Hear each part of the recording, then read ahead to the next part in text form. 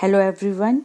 In today's video I have given one activity where you have to match English phrases with the Hindi one, and it is basically related to worship and traditions as Navratri and Diwali are on the way.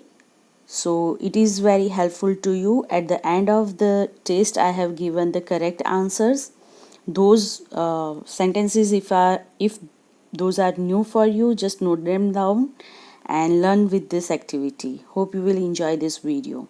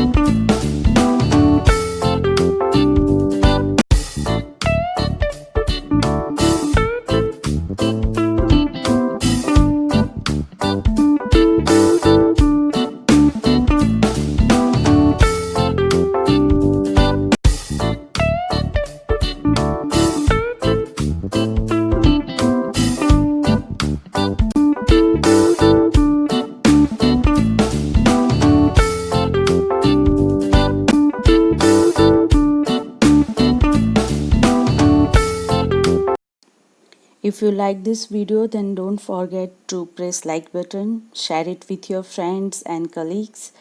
If you are new in my channel, then subscribe it and don't forget to press bell icon for new notification. Thank you for watching. Now you are going to get answers of this activity.